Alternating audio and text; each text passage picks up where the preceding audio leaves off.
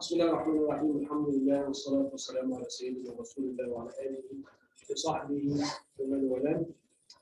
So tonight, inshallah, we're going to speak a little bit about marriage, and what I'm going to present comes from a course that I put together on relationships.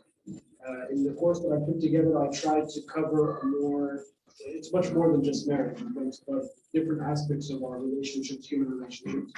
So this is largely, for those of you who have taken that course or are familiar with it, this will be some highlights from the marriage portion of it. Before we talk about marriage, first of all, this might be a very unorthodox way of talking about marriage. So hopefully this is not something that you are anticipating of how somebody would speak about it. But the first thing is that all relationships, first of all of our life is nothing but relationships. We have a relationship with family, with friends, with ourselves, colleagues, workers, classmates, roommates, whatever it's called, neighbors, strangers.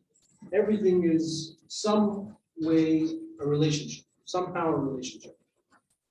And the quality of your life will oftentimes be determined by the quality that you have with those different relations.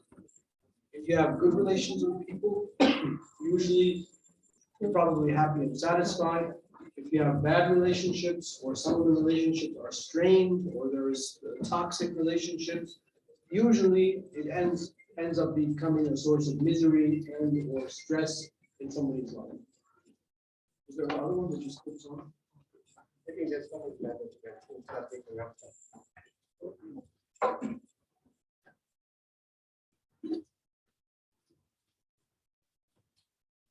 So the point being that understanding how to improve your relationships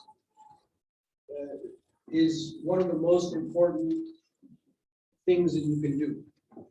Even if it's just purely for selfish reasons, just to have a better quality of life. It's a good thing to do. This is time well spent to try to audit and to try to improve the quality of your relationships.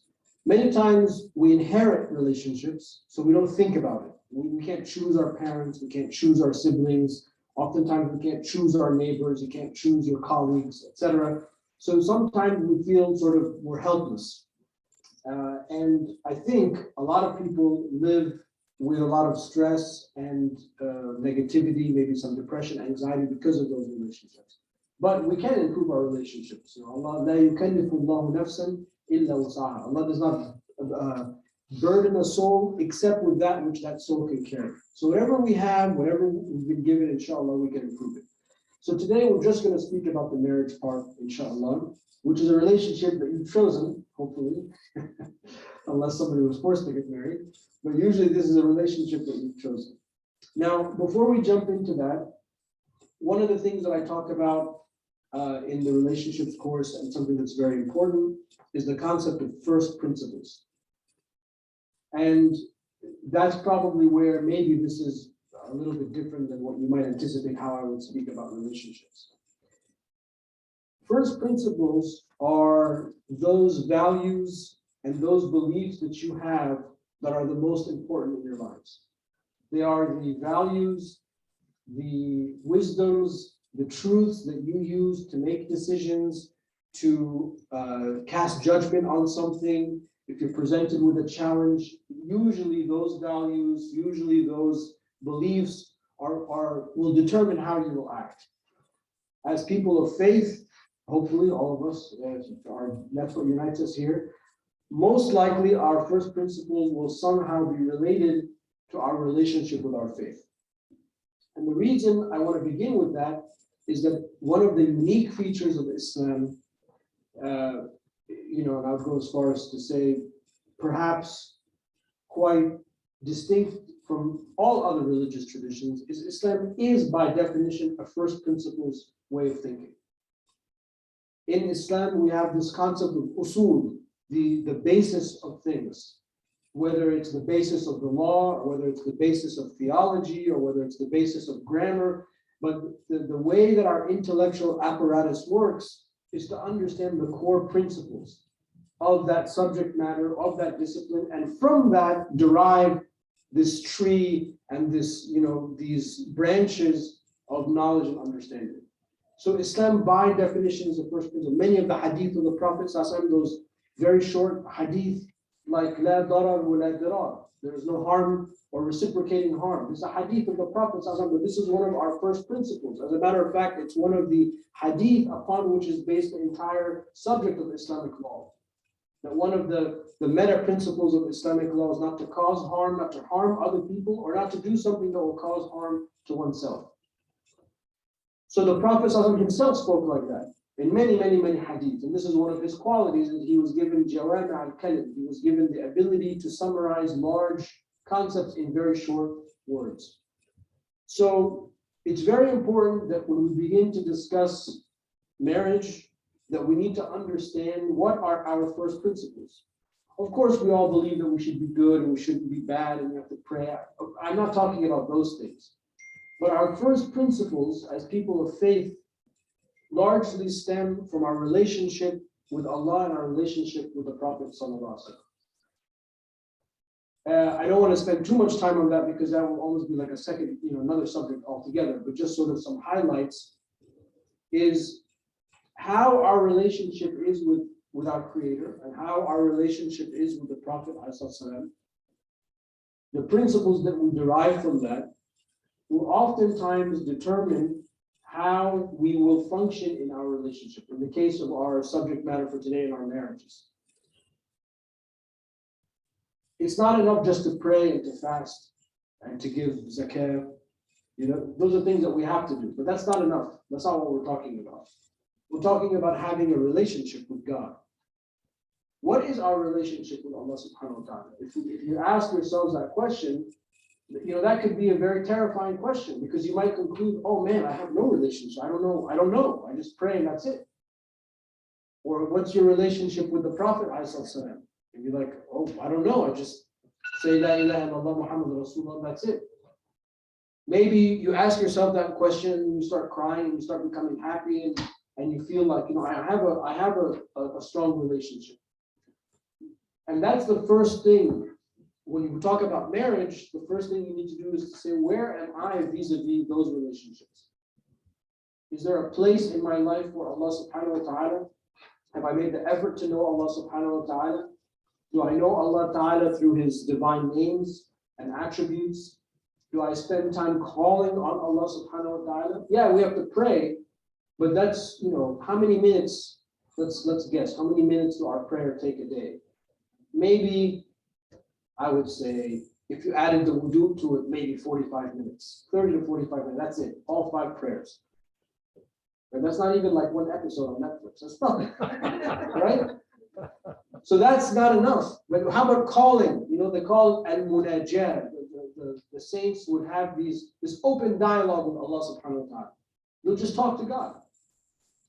And they'll say, how great your creation and how amazing your might and your wisdom. They would just call on God. They would take in the world around them and they would see everything around them, all the relationships, all the things that are happening. And they would say, subhanallah.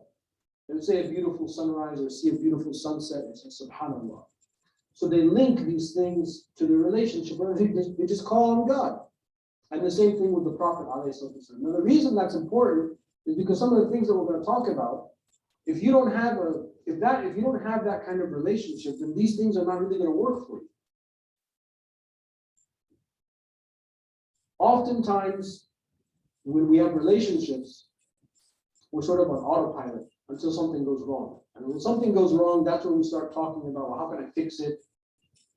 And a lot of times when people come to me with marital problems, oftentimes people start talking about, well, don't I have rights? Isn't this my obligation? Isn't this her obligation? And if you wait, and that's the only thing you talk about in your relationship, probably it's not going to end well. Because marriage is not a business that you built. If you start talking about rights and obligations in marriage, you probably are in the red already, both of you. Because it's much, much beyond that. Marriage is much, much beyond that. It's a relationship that's so unique that Allah subhanahu wa ta'ala says it's one of His divine signs. It's a divine sign that Allah ta'ala has has paired us together. And to cause from this pairing a family, and from the family a community, and from the community a nation, and from the nation a race, so on, and from that civilization. This is one of Allah's signs. That's how amazing it is. So if you start talking about rights and responsibilities, you kind of lost the whole thing altogether. And that's why understanding these first principles is quintessential. So that when you hear this hadith or that hadith, or when you hear this verse or that verse, you start to think, I'm going to listen to that because those are my first principles. That's how I'm going to solve these problems. That's how I'm going to get through the difficult times. Because those first principles are going to determine how you will function and how you will act. For example, let's say somebody is obsessed with their social media presence. That's so important to them. That will determine actually how they act. It will determine whether they accept this invitation or not, whether they'll travel to this place or not. It will influence their actions because that's a first principle for them. How is this going to look on my social media profile? And there are people like that, and there are people that make a living off of that. And that determines things for them. So don't underestimate this concept of the first principle. If your first principles are dictated with your relationship with Allah Ta'ala and the Prophet ﷺ, then that's the guidance that you're going to use. You're going to search in those how to solve these problems, how to make your decisions. But if you're just sort of like a Muslim by chance and I just pray and that's all I know about Islam, those are not going to be your first principles. You're going to want to marry somebody that comes from the right family, or has the right skin complexion, or has the right job. Many people come to me and they say, my son, my daughter, they're very good. They're very smart. They graduated with honors from such and such university. They have a very good high-paying job. And they say, what's the problem? Why are you talking to me? Oh, they don't pray and they drink and well, how are they good then?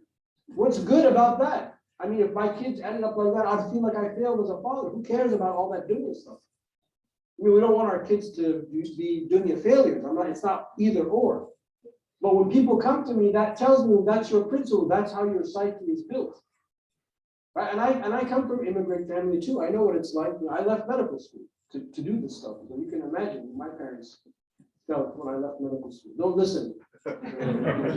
Stay in medical school. Stay in school. But you can tell what people's first principles are by the way that they speak. Okay, so this is not a class on that, so I don't want to, but I just want to highlight how important that is. Now, other than our relationship with God and the Prophet, the two concepts that are very, very important for all relationships, and especially for marriage, are love and mercy. Love and mercy. These are the most important first principles that we have. Allah subhanahu wa ta'ala talks about our relationship with Him in the terms of love. Say, if you love Allah, then follow the Prophet ﷺ, then Allah Ta'ala will love you. Love and obedience are paired in that verse. Because if you love somebody, you are going to go way beyond the call of duty to serve that person, to help that person, to honor that person, to celebrate that person. You're going to go way beyond the rational capacity. You're not going to go beyond out of your comfort zone to help somebody that you don't care for. As a matter of fact, what you'll probably do is want to stay away from that person.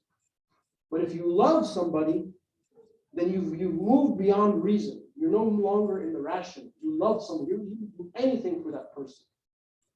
Just like many of us who have children, that's the way we feel for our children.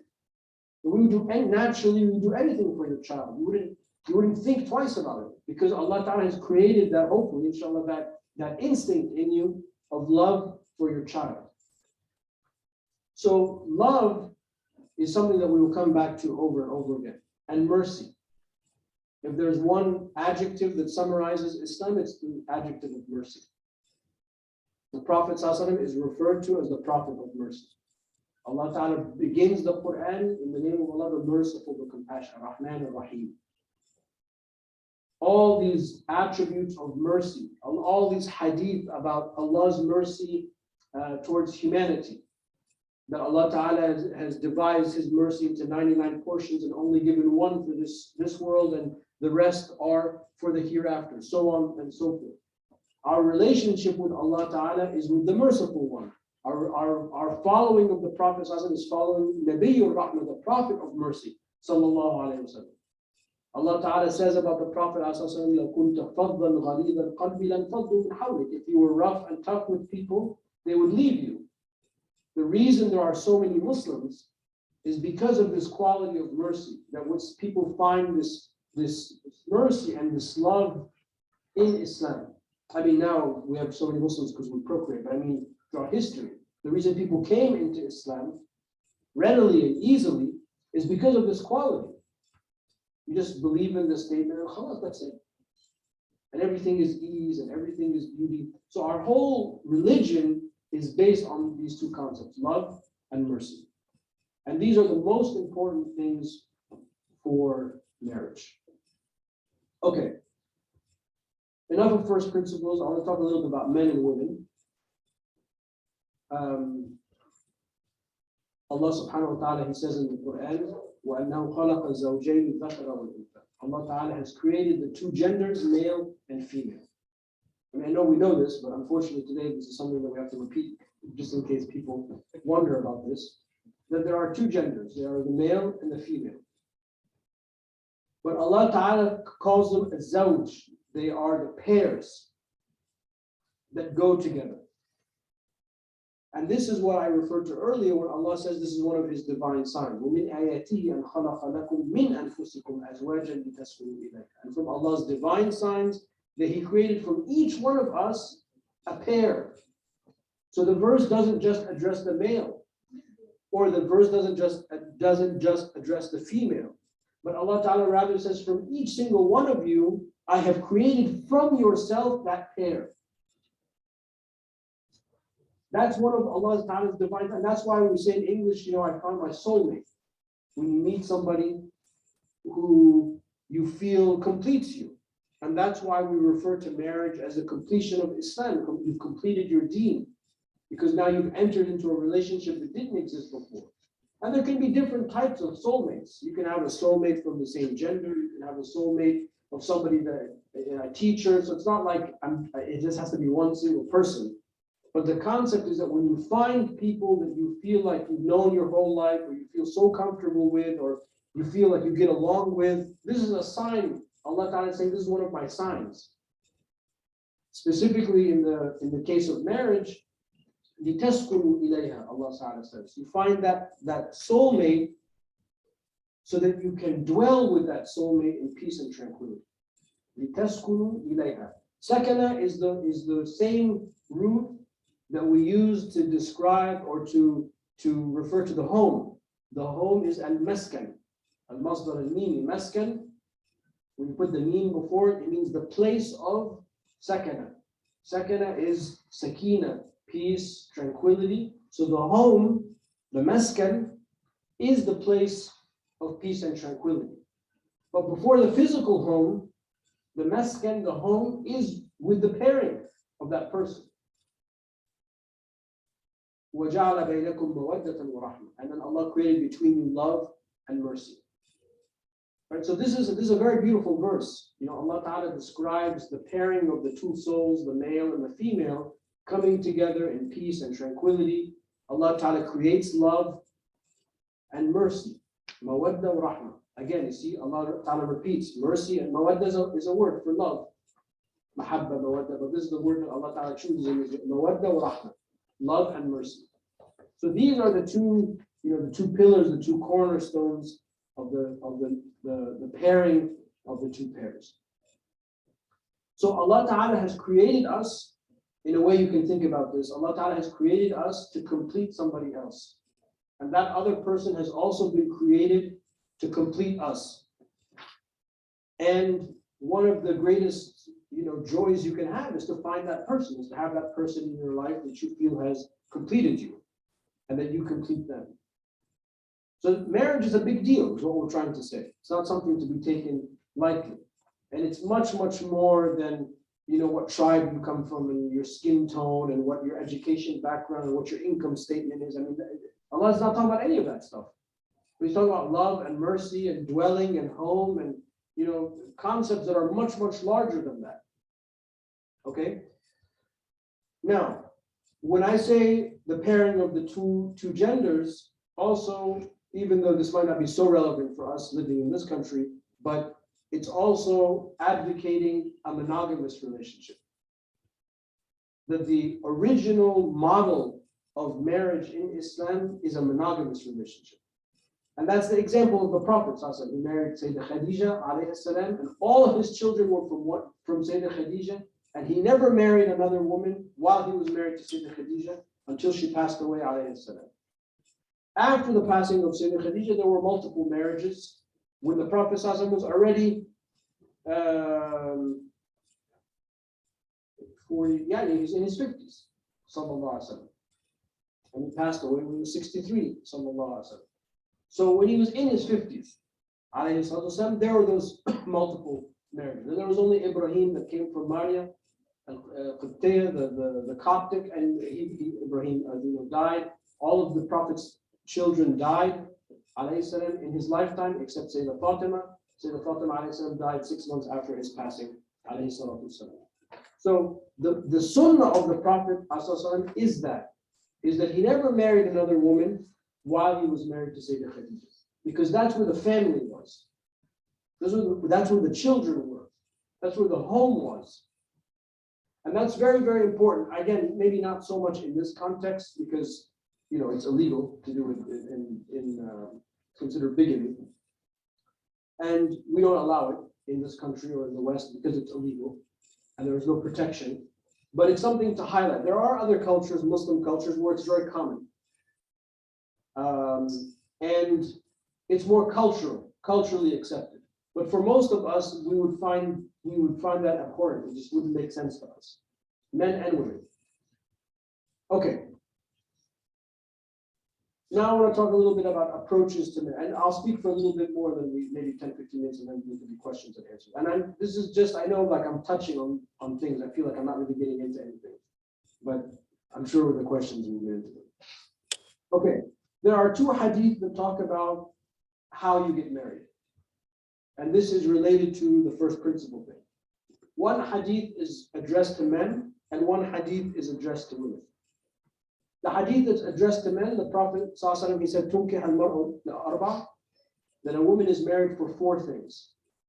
She's married either for her beauty, or she's married for her family connections, or her family status, or social status. Hasabiha. She's married, or she's married for her wealth, or she's married for her deen. Just leave deen in Arabic, deen. So the Prophet ﷺ said, "Idfar bidhat ad-din taribat yadak." Marry the woman, talking to men, marry the woman with deen, and you will be successful in your marriage. Usually, when we talk about this hadith, and the Prophet ﷺ said deen, so usually we think of that meaning marry a religious woman. But deen is much, much deeper than just praying and fasting. And that's why I began by talking about first principle. Actually, I translate the hadith when I do the marriage thing. I translate it as first principle. Marry the one that has first principles, and you will be successful. Because there are many, many people who pray and fast, but they lie, steal, and cheat. And lying and stealing and cheating are 3 major sins from the kaba'ir. So it's not just about how the person looks. Yesterday we talked about how Allah Ta'ala is not going to look at our physical bodies, but He looks at our hearts. So it's not just about how the person looks. If we take the hadith about advice for men looking at women, yeah, a woman can be pretty, and you can marry her because she's pretty, or she's good looking, or you can marry her because she comes from a wealthy family, or she herself is wealthy, or she has social connections. But that's not what's going to determine a successful marriage. Why? Because all of those things can go just like that. Beauty can go, or it goes with age. I mean, you can, Botox all you want, but then still, I don't think that that works. Money can come and go. Connections can come and go. But your first principles are your first principles. What you believe in your core, how you conduct yourself in public and in private, those things don't change. That's who you are. That's the core of each one of us. So the Prophet ﷺ, he's not saying marry an ugly woman who's hideous to you, and that's not about that. I mean, you have to marry somebody that you find pleasing. There are other hadiths that talk about that. But that's not what will determine a successful marriage. What determines a successful marriage is marrying a woman who has first principles. And then the Prophet ﷺ gives the same advice to women. He says, إِذَا جَاءَكُمْ مَنْ تَرْضَوْنَ دِينَهُ وَخُلُقَهُ فَانْكَحُوهُ. If a man comes to you who has good deen and good character, marry him. It's almost as if the Prophet ﷺ is saying that's kind of rare. You find that a good man who has good first principles and good character. Again, the Prophet ﷺ didn't say, marry the guy who has the advanced degree or who's become a partner at the firm or this or that. You laugh, but wallahi, this is how people think. I'm not saying just throw your daughters away. No. Like, a young man wants to come and marry a woman and he says, I don't have anything to marry, but your mahar will be the Quran, and the girl's gonna blush. That's not gonna work. There has to be a real marriage. Okay, teach her the Quran, but there has to be, you have to have some responsibility. But the Prophet ﷺ is highlighting in both of these hadith, and it's very unusual that we have these almost the same message, but to men and to women alike. It highlights the importance of this first principle. That's what's going to determine whether your marriage is successful. That's going to determine if your partner is going to stand with you through the difficult times or not. It's going to determine the quality of your relationship. It's going to determine the quality of the relationship you have with your children. If Allah blesses you with children, it's going to determine all of that stuff. And you have no idea, life is not like this at all. You have no idea when you walk out of here what's going to happen at all. We have no idea. How many people have we lost this last year that we never even thought we would lose them? You have no idea what's going to happen. So when you have a partner, what's going to matter is not their degree. What matters is what's here, what's on the inside. That's what's going to matter. If they're gentle, if they're merciful, if they're capable of love. Because if somebody is capable of love, then that means that they can suppress their own desires and their own needs for you and sacrifice for you. And that's what marriage is. That's what makes a successful marriage. So the Prophet ﷺ, he gives both of these, the same advice to both men and to both women. So for those of you who are not married, that's something that I want you to think about. And when I talk about deen and first principles, yeah, the outward stuff has got to be there. Of course, don't marry someone who's not going to pray. If somebody came to one of my teachers and he said, a guy came to propose to me. He's a good guy. And he's a very good guy, but he doesn't pray. Well, then your definition of good is wrong. So that stuff's got to be there. But there has to be more than just that. And that's what the engagement period can bring about. It's through that, that period where you can determine a lot of these things by asking the right questions, because you can only fake it for so long. Somebody can come and can be on their best behavior, bring flowers and say the right thing, but they can only fake it for so long. You can only do that 1 or 2 times, But if you have to do it all the time for, several months, for several hours, eventually your true colors are going to show. Your metal, right? It uses the metal, what's on the inside, it will show. You will be exposed.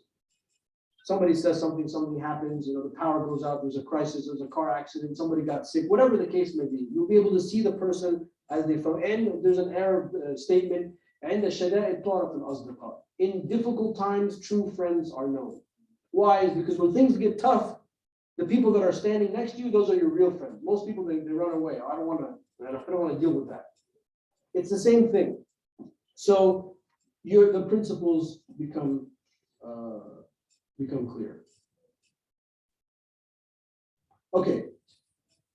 Just some other thoughts I have on marriage before I turn to you guys for questions or comments. Another important thing, another important quality or trait when it comes to marriage is the concept of responsibility. Talked about love and mercy. I think we kind of covered that. But people that are getting married need to also remember that marriage is very much about responsibility. The Prophet ﷺ said, "Kullukum ra'in, wa kullukum mas'ulun an ra'iyati." All of you, men and women, old and young, all of you are shepherds in some way, shape, or form, and all of you are in charge of your flock. Maybe your flock is just passing your exam and your studies. That's right now, that's my flock. Maybe you're married and you have children. That's your flock. Maybe you have grandchildren. That's your flock. Maybe you're the head of a company and you have hundreds or thousands of employees. That's your flock. Or maybe you're volunteering at the masjid on this committee. That's your flock. Maybe you're the imam of the masjid. That's so on and so forth. Everybody, you have different roles, different shepherding roles throughout your life. But the hadith, the Prophet ﷺ does not distinguish age, does not distinguish with gender, does not distinguish with positions. It's all of you. Each single one of you is a shepherd at some point in time for a different set of flock. And your responsibility is to look after that flock. So the concept of responsibility is very important when we think about marriage, because I think sometimes the literature about the obligations of the man towards the woman and the obligations of the woman towards the man in marriage, and there are hadith and stuff that talk about that, I think it messes up people's understanding of marriage. As I said earlier, oftentimes people come, to me at least, when they have problems and they start talking like that, and I realize, well, what happened to the love and mercy? It's not a business partnership. You're going to start auditing each other, then it's miserable to live like that. And it's important to understand that both the man and both the woman have responsibilities. The primary responsibility is to your partner in expressing that love and that mercy and wanting ultimately your partner to thrive. If you do everything in your power for your partner to thrive, and if your partner does everything in their power for you to thrive, that is a wonderful, wonderful marriage. That is a wonderful relationship. To feel that you have somebody with you all the time, wanting you to thrive, wanting you to excel, wanting you to do what you want to do to be the best person possible, to empower one another. There's a very famous hadith in Bukhari. It's called the hadith of Zara. It's a very long hadith. We'll go over all of it. And Sayyidah Aisha alayhi salam, she told the Prophet ﷺ, I want to tell you the story that happened in the time of Jahiliyyah. So the Prophet ﷺ sat down and he said there were these 10 women that came together, and all of them decided they would be very honest and transparent about their husbands. So the first woman starts to speak, and her husband's the worst. He's ugly and he's mean, and he has no love, and if he doesn't even touch her, he's like the worst. And then the second one is a little bit better. It gets a little bit better until the 10th lady. Her name is Zara, the mother of Zara. It's Zara, and her husband is Abu Zara. And then she says, Abu Zara, what can I tell you about Abu Zara? He's perfect in every way. He lets me sleep in. I don't even have to wake up early in the house, to do chores. Everything is taken care of. There's all of this food. Even the people that help us in the house, they're perfect. They don't spy on us. They don't steal from us. Even the children are so well behaved. And I think at one point, her child dies. And she doesn't want to disturb her husband because he's taking a nap. She doesn't want to disturb his nap to tell him that his son has died. I mean, this is like unbelievable. Come on, who lives like this? And at the end of the hadith, the Prophet ﷺ, he said, I am to you like Abu Zara is to Zara. So the Prophet ﷺ acknowledged this hadith. And he said, yeah, that's the goal. And he's told his wife, I'm like that to you. The whole thing is that the man does everything to comfort the woman, but then the woman also does everything to comfort the man. It's not about having a sugar daddy or a sugar mommy, but it's about wanting genuinely, both wanting to do everything for the other person. And that stems only after love and mercy. That only works if you understand this idea of responsibility. When I talk about responsibility, I'm not talking about the Sharia responsibility. Because if you want to talk about the Sharia responsibility, here it is. The man has to support the woman financially, everything. Anything that the woman is used to before marriage, the man has to support. From a Sharia point of view, the type of coffee that she used to drink, the type of clothes that she used to wear, the type of car that she used to drive. It's a Sharia obligation. If you want to talk obligation, the man has to provide all of that. So for the woman, marriage has got to be a lateral move. Okay? What are the obligations of the woman? Almost nothing, other than she has to be nice to her husband and not divulge the secrets of the house. No cooking, no cleaning, nothing. The woman doesn't even have to have children. A woman, if she's scared that being pregnant will ruin her beauty and her body, she has a right not to get pregnant and have children.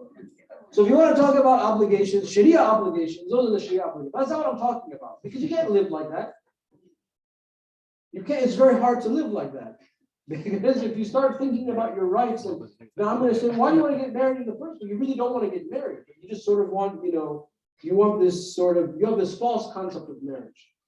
That's not going to be a successful marriage. But when I talk about responsibility, I'm not talking about the Sharia responsibility. The Sharia responsibility is like a tool for the faqih or the mufti to help if there's a problem, to see what the threshold is, to see if somebody actually is the man actually harming the woman, is the woman harming the man, are the rights, grounds for divorce, etc. It's like a legal tool. But I'm not, I don't sit down with a couple that wants to get married and I start telling them that. It's not going to work down this day and age. When I talk about responsibility, I'm saying responsibility to want your partner to thrive emotionally, to thrive psychologically.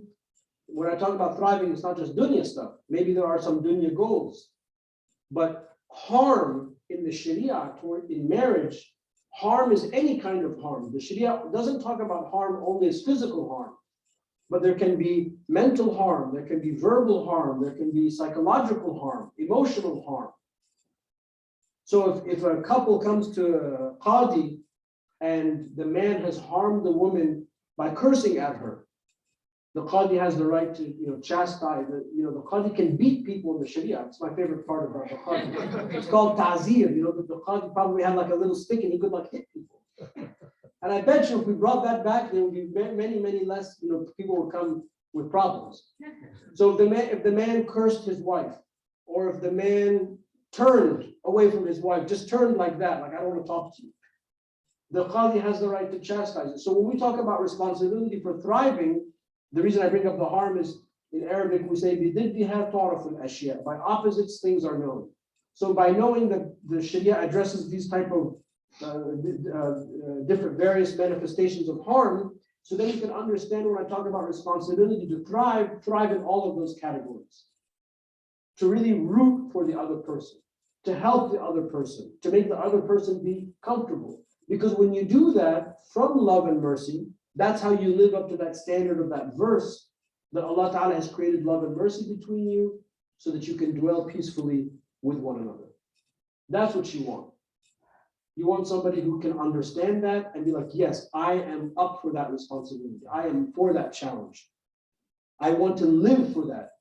And by doing that, if you're a man, you have lived up to your obligation of being a man. And if you're a woman and you do that, then you have lived up to your obligation of being a woman. Then you are like the people in the hadith, you are the person with first principles.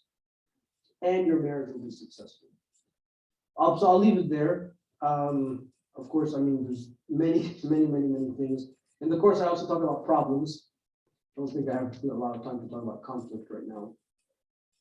I'm sure that will come up, so I'll have my notes just in case that comes up.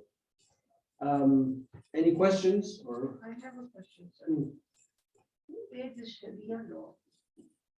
Who made the Sharia? Well, the Sharia is an interpretation of the Quran and Sunnah.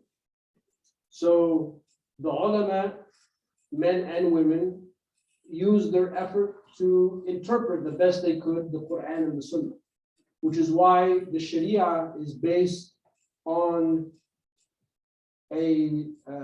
our best assumption of what Allah Ta'ala has intended. And that's why we never say it's absolute and things can change. Thank you very much. It all looks to the responsibility, the mercy, and the relation with each other, relation with Allah subhanahu wa ta'ala. It all looks as if it stems from the sincerity. Once you are sincere, first the sincerity to Allah subhanahu wa ta'ala, sincere in his worship, sincere in his creations, love for his creation, then sincere with the fellow being, then sincere with your own fellow person, the husband and wife. The sincerity, when sincerity is there, everything gets solved.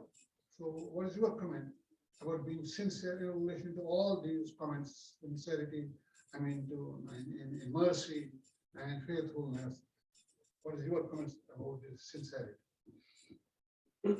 Well, again, it goes back to the idea of the first principle. If somebody is sincere in wanting to have a relationship with Allah and His Prophet, then that sincerity will attract to them the ability to follow the type of things that we've talked about. And they will want to be like the Prophet was to his wives, to his children, to his community, as best as we can. Of course, we can never do it completely, but they will want to because they're sincere. But if someone just says that, but they're not really sincere, then it will show eventually. So sincerity, that's the meaning of the hadith, ad-din al-nasiha. Religion is sincerity, not advice. That's a wrong translation. Ad-din al-nasiha. Nasiha is they use it when the honey is pure. To be sincere. To be sincere in your relationship to Allah. To be sincere in your relationship to the Prophet. To be sincere to your brothers and sisters. To be sincere to those in authority over you. So on and so forth. Ad-din al-nasiha. So the Prophet said all of religion is based on being sincere in your relationships. I should use that. I like that. Thank you. Thank you. Can you explain the where this men being qawwam over women? What does that really mean? The men being what? Qawwam. Oh, وَالرِّجَالُ قَوَّمُونَ عَلَى النِّسَاءِ وَلِلرِّجَالِ عَلَيْهِنَّ دَرَجَةٌ. That men have a degree over women, meaning a degree of responsibility. So men, the responsibility, the dunya responsibility in the marriage, the burden is on us, not on the women. So you talked about the first principles and that someone who's like No, I didn't think. Can I just finish? Oh, sorry, go ahead. Yeah. Yeah, So, go ahead. that's the verse وَلِلرِّجَالِ عَلَيْهِنَّ دَرَجَةٌ وَالرِّجَالُ قَوَّمُونَ عَلَى النِّسَاءِ. Men are caretakers of women. Again, the men have an obligation in the relationship, in the marriage relationship. Men have an obligation, more of an obligation, to ensure that their women or their wives are taken care of emotionally, so financially, etc. There's more of an obligation on the men than there is for the women because of the financial component. There is no element of superiority as it usually misinterpreted, right? No. No. When Mary was pregnant with when Mary's mother was pregnant with Mary, they had vowed that if they were given a child, that they would give the child in the service of the temple. So when they found out that they were pregnant with Mary and not a boy, Allah Ta'ala says in the Quran,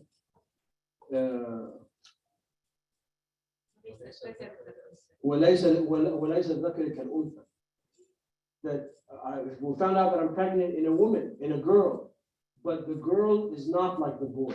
The tafsir of that verse is that they're saying that the girl has a specialty that the boy does not have, not the other way around. So even from the text of the Quran, no, there is no superiority of any gender over the other, except from taqwa, except from on the inside. So we do not believe in the superiority of one gender over the other at all. Even though much of Islamic culture is patriarchal, but that's more cultural, that's not in the religion. I'm sorry, this is. Oh, no, it's fine. Yeah, so my question was, you mentioned the first principle, so as a young person, sometimes I see that like within a few years, like people's marriage were dissolved. So do you think that part of that could be that people's first principles shift with time? Like, do you see that person with people, and like, how do you kind of align yourself after like years of marriage with like keeping those basic principles?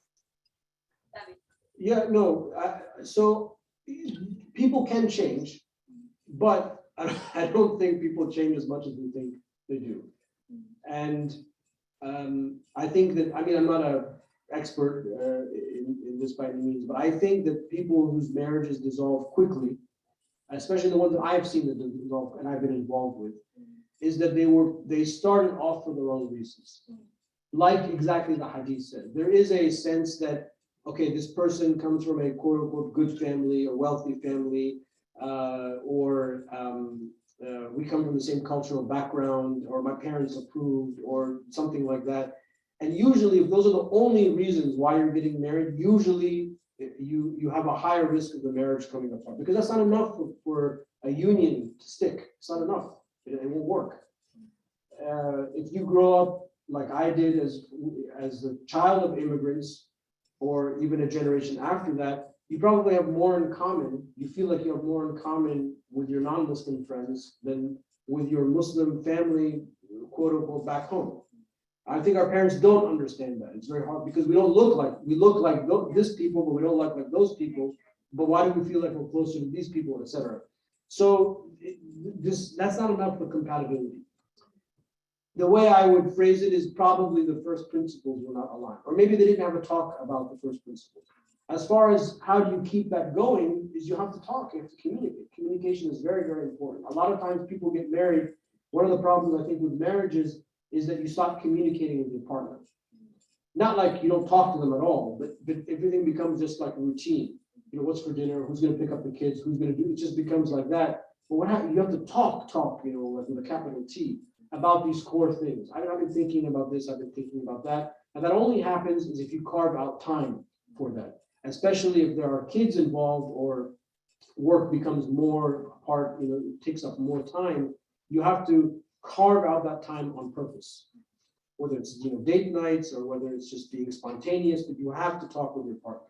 We're all guilty of that. I mean, it's so easy just to become routine. And the longer you become routine, sometimes we're scared to talk. Because of, oh my God, what if we've grown apart? Or so to keep the first principles, you have to communicate them. I'm not saying it has to be like this long, drawn out, dramatic, you know, thing, because then I think people would not want to talk about it ever. But I think you have to check in with them every now and then.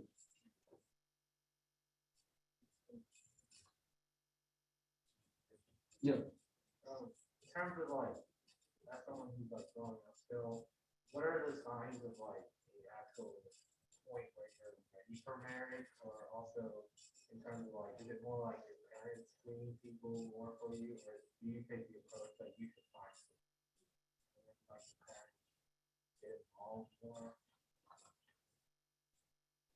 Well, I think if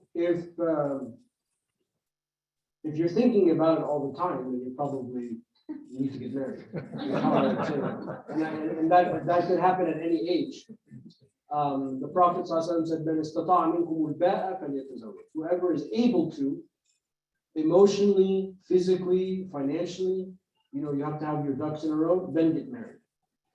I would, all of the above. You know, either you know people from your own network, or from whether it's school or work, or if your parents know people. I wouldn't close the door to anything. And if one of those doors just keeps bringing a slew of, you know, misses, then, you know, you can close that door and maybe try another door. But I would not be, you know, choosy and picky like that, because you don't know where that person is. Right? You don't know where you're going to find that person. And, you know, it's like Allah Ta'ala giving you all of these opportunities, and you're saying, no, thank you. I'm going to do it on my own. You're not going to do it on your own. You need Allah's help, and Allah's going to work through these things. So I wouldn't say, oh, you have to follow what your parents say, or I would not say, don't follow what your parents say. But if there's a, you know, if there's an opportunity through the family and you meet somebody, great, why not? But don't close the door, what I would say. So it's like a lot of us are raising our kids here and we're sort of getting ready for them. They're probably not going to get married within the culture. We pray that they get married within the faith, but they're probably not going to get married within the culture. What can we be talking to them about now so that when they're at the age of choosing a spouse, they will remember that? And also, what should how should parents react when kids bring people of other cultures and, to in that space in terms of marriage? So I think when you talk with your kids, when all of us talk to our kids, I'm a very big advocate that this is not the place to be diplomatic or politically correct. So straight and blunt, you have to marry a practicing Muslim, and I don't care what culture they come from.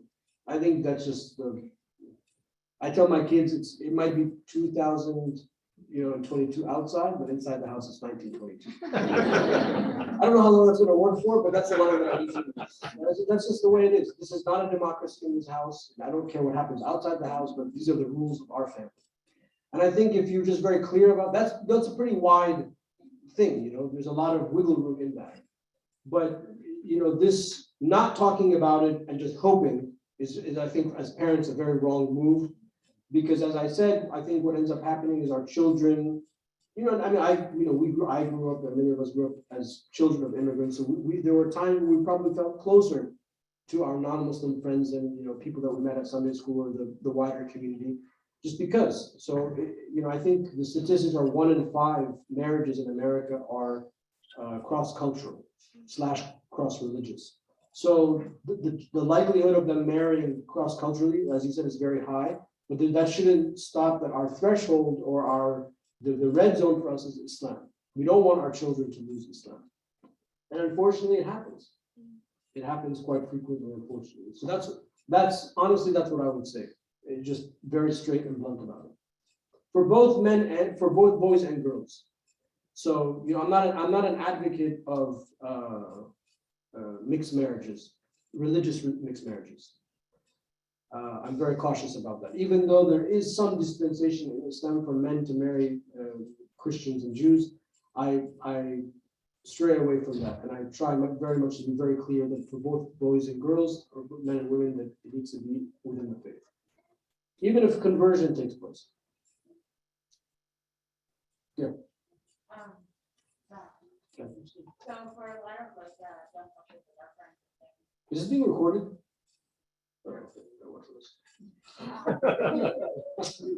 sometimes they're like, you find people with the same principles, like have first principles, and so you start with marriage the right way under that. And then, like you said, when you touched on it, sometimes there's natural conflict, like work things like different places, or what guidance do you have for like handling the natural conflict that comes up when there might be conflicting desires or something? You mean before marriage? During During marriage, just conflict in general? Yeah. Well, one thing I talk about is something called the 9/10 rule. And Imam Ahmad ibn Hanbal, was a great Sunni Imam, he said that 9/10 of relationships is not commenting. 9/10 is 90% of the time. If you want to say something, don't say anything. Whether it's with your spouse, whether it's with your children, whether it's with your parents. And you'd be surprised, it's very hard to do that. So imagine 10 moments during the day where your spouse upsets you. That means 9 times of those 10 you can't say anything. That might make your wife more angry. The idea is not to take those 9 times and make them build up with frustration, but to let go. It's just to not comment, to let go. When Anas, the Prophet's servant, was asked, he said, I served the Prophet, I don't know, like 10, 15, some like long period of time, and not once did he yell at me. Not once did he say, why did you do this? Not once did he say, why didn't you do that? Or why did you put this here? Not once he said any of those things. That's a miracle in and of itself, to be able to be that tolerant. But the idea behind this 9/10 rule is that you only you reserve commentary or you reserve escalating things only when it's absolutely necessary. Now, with children, if you do that with your children, which none of us do, but if you did that with your children, then what would happen is that they would realize is when that 1/10 happens, and you do express that you're upset, then they'll know, oh, this is serious.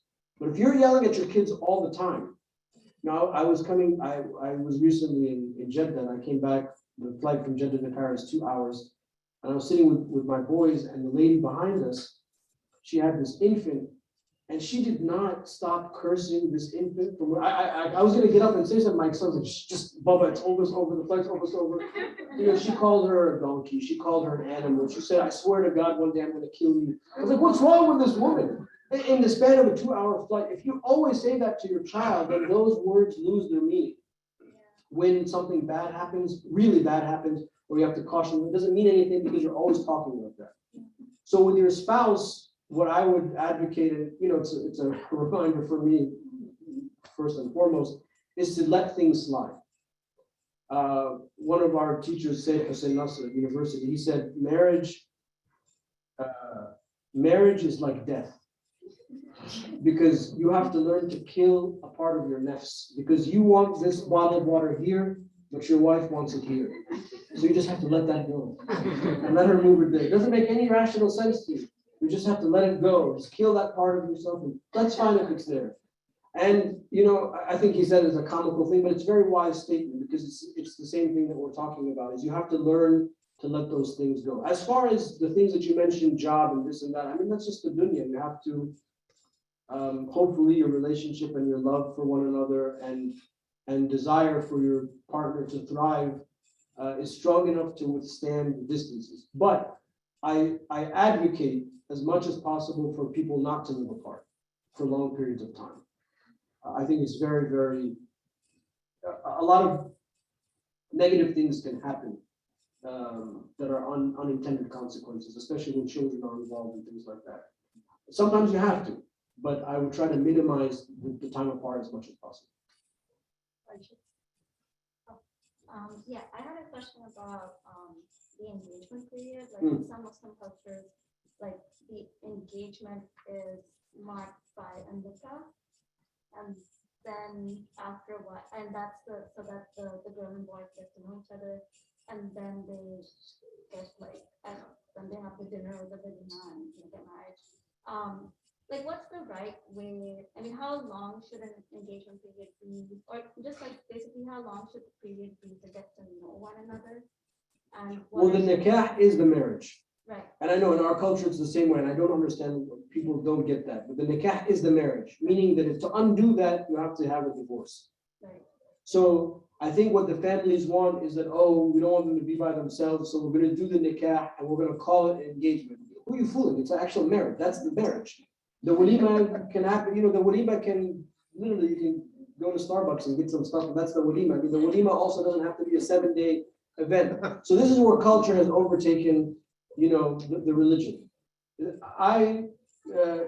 a very subjective question, but in general, I would try to make a real engagement, which is before the nikah. I would try to make it not unnecessarily long. Just long enough that the two can get to know each other, that the families can get to know each other, that you can make arrangements for the marriage and so on and so forth. But you know, people that are engaged for like 3 years, and I don't advocate that. We have overcomplicated, our cultures, Muslim cultures have overcomplicated the marriage thing. Really, really overcomplicated and made it very expensive and unnecessarily. I think that whatever the families feel is enough time for the two to get to know one another, for the families to get to know one another, and arrangements to be made, that's what I would do. In other words, that the engagement is period, I guess what I'm trying to say is that the engagement period is done because the end result is supposed to be a marriage. So that's the path that we're going down. But what is enough time? I can't give you a period of time. It's whatever the family determine is enough. I'm sorry, maybe you don't want your kids to get married, And you're hoping that through the engagement period, they will see that that's another thing that can happen too. So whatever you need to accomplish, you need to give time for that to be accomplished. Yes, Uncle. Just comment on the principle you have mentioned. Love and mercy. Basic requirements of marriage and Islam. How can this something bothers me? By the grace of God, I was married 6 years ago. National marriage. I have to be. But this principle will bother me. That when you so much emphasis on love and mercy, how can you allow second marriage? Well, I don't allow it. That's what I'm trying to say. Mm. This is what really bothers me. Think about it.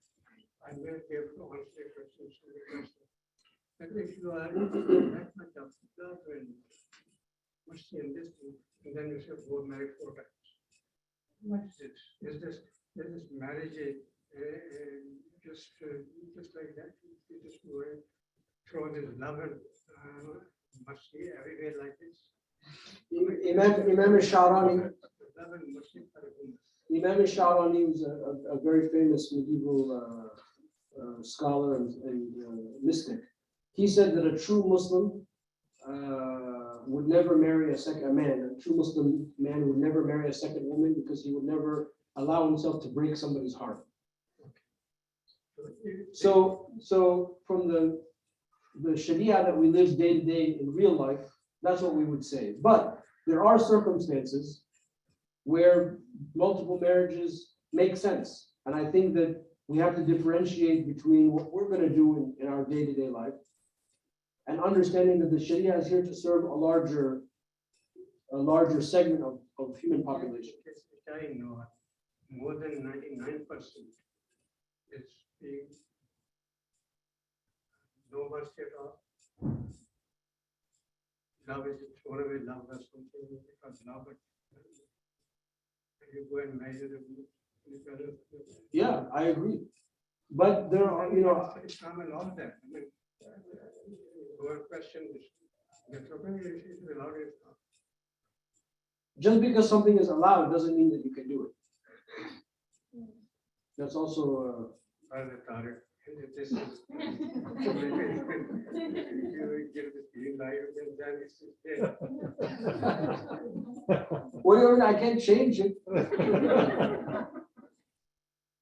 For what it's worth, I've never really seen a man married more to one woman and it was successful. Maybe only one case. I think one of my teachers, his wife was sick and dying. And, he married. She wanted him to get married to a second wife to take care of the children. That was the only, and subhanAllah, he was actually killed in the revolution. That was the only time, I think, the only case I ever heard of where successful. Everything else has always been a disaster. That's been my experience. So I agree with you.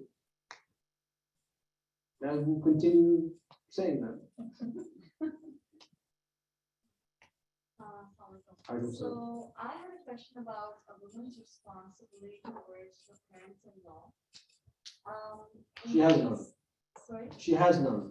Okay, so I just wanted to Other than like, to just be get nice. an idea. Yeah, I just wanted to get an idea that if the daughter-in-law wants to live closer to the parents-in-law but not with them, is she doing anything wrong No. Islamically? No, they're not your parents. They're your husband's parents. Right. So just remember that. Just be nice, but I mean, that's it. Just like you're nice to people in the mosque.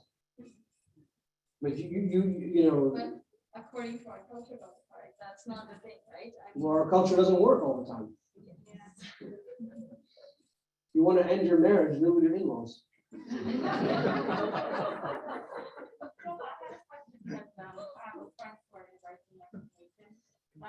So like, how does that coincide with like the idea of wanting the best for your child? So like, if your husband, they care about their parents, so they want the best for their Remind your husband that he has an obligation to be dutiful to his parents. And say, yeah, Habibi, you have to go be nice to your mom and dad. I don't. I have to be good to my mom. I'm empowering you to do what is your obligation. But I mean, what's the point of being miserable? Because then the in-laws get involved and then they micromanage and then many marriages are undone because of the in-laws. You help your kids get married. If you need to support them a little bit financially, fine, but that doesn't give you a right to dictate how they live. I mean, the things that I've heard, you make your head spin. I can't believe that parents would do this to their children. It's almost criminal. So it's very important to understand that you have to respect your in-laws because they're your husband's, parents, but the in-laws have no authority over you. They can't tell you what to do, or you have to go cook for them, or live with them, or any of that. So you don't have to do any of that stuff. Now, there might be different family dynamics that in some cultures that's accepted or expected, but there's no Sharia obligation for that. So you don't have to, you have to advocate for yourself. And part of a successful relationship, also we didn't get a chance to talk about this, is knowing how to draw boundaries. Because when you're married, you're your own unit. And if you have children, halas, you're your own family. You have to respect your parents and whatnot, but you can't let those boundaries bleed and become eviscerated, and then everything just bleeds into each other. Then it becomes everyone's in everyone's business, and that's not healthy. So part of a successful relationship is having, there are certain things that are going to be private, and certain things are. Now you can use your wits and be good about it and be diplomatic about it. Yeah, I advocate for that, but you don't have any obligations. Sorry, I have another question. So on the same vein of thinking about in-laws and things, sometimes culturally, people from different cultures were asked for dowries and things. So my question was, first of all, Islamically, I'm pretty sure that's prohibited, but I was wondering if there's any specific ayah that explains that, and then also if you're in that situation where someone's your in-laws would be asking you for that, then should you see that as a red flag and then just kind of resolve that relationship? No, the mahar is part of the marriage. It's from the man to the woman. But I'm talking about the reverse, where some cultures it's very culturally ingrained that the men will expect things from the bride side. So I'm saying how A mahar to payment? navigate that. No, not the mahar. I'm talking about more so jahez. People say dowry from the groom is expecting it from the bride side. Like what? Can you give me an example? Are we talking about a dollar amount or the electrical things in the house? People Are expect that now it's in the fashion where they'll expect that the brides will take more arrangements for the wedding and things like that, take on that financial aspect too. Yeah. okay. So about responsibility, who's going to pay what for the wedding, or In a way, that kind of becomes a way that they're asking, putting a burden on the bride side that they'll expect. They're basically expecting the bride side to kind of compensate in either financial, either in the marriage price, the arrangements, or maybe a car, like she's saying, or house. Yeah, I think it's a something. car. Yeah. In some cultures, I'm not in my, no one in my family, alhamdulillah, has taken the bride side, but some cultures, it's pretty common. So when someone brings that up, should you just immediately consider that person as not married? No, I mean, no, because it sounds like it's such an ingrained thing that it's almost to be expected that that's how people are going to talk. Some people, yeah. So just I think you need to try to navigate and talk sense. That's ridiculous. Why are we spending money for a wedding that we can? Basically, we're saying that we're going to do this wedding that we can't afford because we have to, and therefore everybody's got to pitch in. I mean, it sounds like torture to me. It doesn't sound like the wedding is supposed to be a happy thing, not like I'm in debt thing. So when you marry a Maharaja or whatever, then you can have a flying elephant or whatever for your wedding. But until you're that, just have a regular McDonald's wedding. What's wrong with that? I told my kids, why do you think we have the message? Look, we have 4 acres. There's many places where you can get married. Have the message. What's wrong with that? So I think that I would try to talk about those things from the beginning. Again, communication is very important, and expectations, and if you get to a point where people don't even want to listen to that, or they think you're ridiculous, or then maybe that's when you need to think. Because I know in some cultures, it hasn't happened with me, but like in some, like there's been crazy cases where like people will abuse people because they'll say, oh, you didn't give me this. Later on in the relationship, they'll be like, oh, your family is like this because they didn't give us this. So that's why I'm just trying to like think about like, would you see those? See, that's what I'm trying to say. If you start off your marriage like that, then it's all dollars and cents. Then everything becomes a tabulation. You know, this is this big Excel sheet. You guys did this, we did this, and that's how you're starting your marriage. And then that's when the in-laws get involved. You know, that they stiffed us on this and they stiffed us on that, and then where's the love and the mercy and the dwelling with peace and tranquility? It's not there. It's you're starting with turbulence.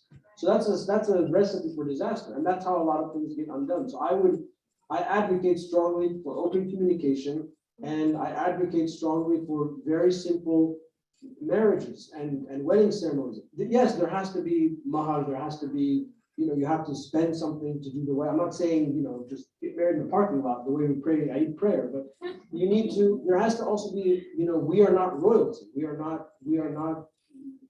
But some people's weddings nowadays, you see this like very grand, so I don't know. And people go into debt, and I know that people go into debt with that. And marriage lasts only 6 months. Yeah, you know, so I think that we should be revolutionary when it comes to that and say, no, we're not gonna do that. We want our. It's in the Sunnah, right, to have simple. It is in the Sunnah. But I think that for young people, this is an opportunity to be very, very radical and revolutionary.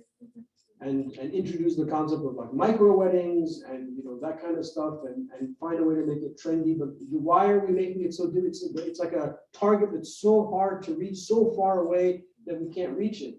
And then the people that do, the marriage comes undone. And it's all money. It's all money stuff. Any comment on that? Please, you're the expert, auntie.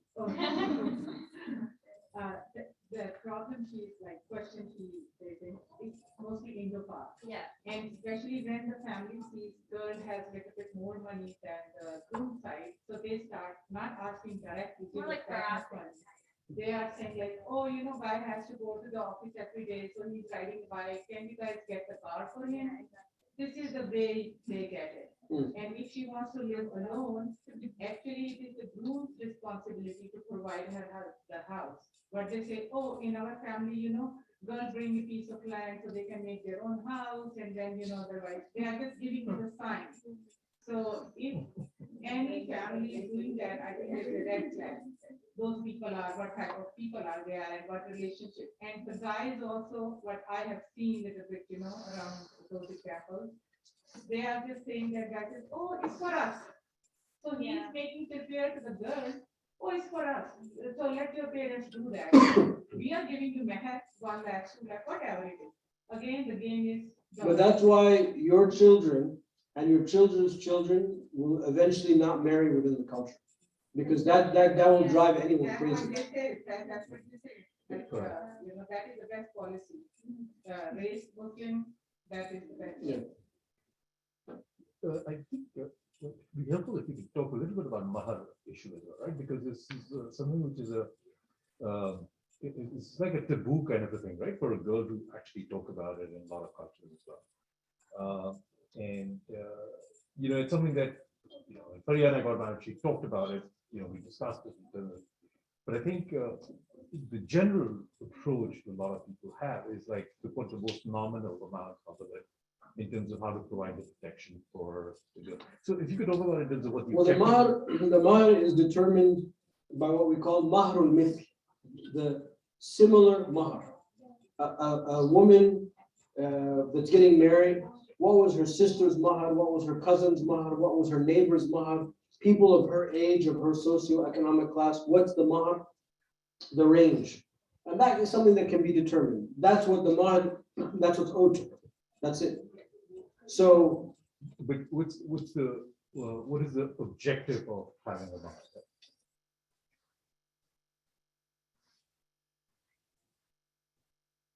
I mean, it's a payment from the man to the woman. It's completely the woman's possession. She has no obligation to use it for anything. And it's a way of It's a way for compensating any type of apparent deficiency that might have in the marriage contract, that the man is taking the woman, that she's leaving her home and going to another home. So because she is in a way sacrificing so much, this is not that it compensates for that, but it's something extra for her, keeping in mind that she is making all of these changes. And I think it shows the man's seriousness of getting married. You know, I always actually thought it was more in the case because, you know, in the case of eventuality in terms of, God forbid, if the marriage ends or whatever, then it's, you know. I mean, it could be used for that, but I mean, it's not just that. Because if you enter the marriage with a parachute, then maybe every day you're gonna be looking at that parachute. Maybe I should take a parachute.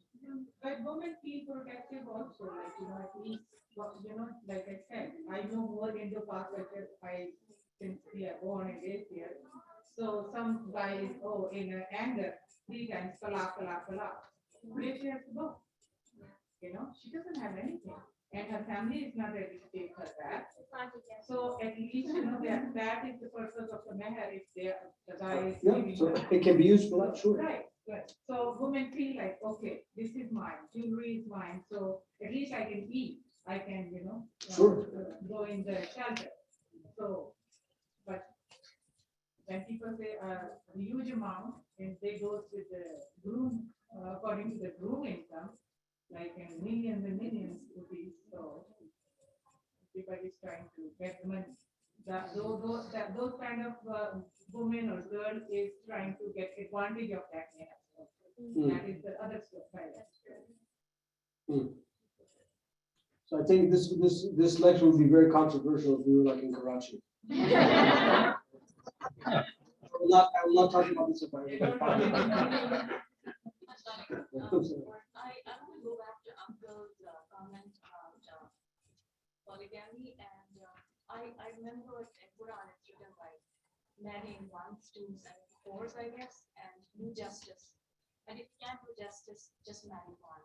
So can you comment something on that? Because it's impossible to be, or it's very hard to be just. Just here means that the same type of care and financial resources that you've given to wife 1, you have to do the same for wife 2, for wife 3, and for wife 4.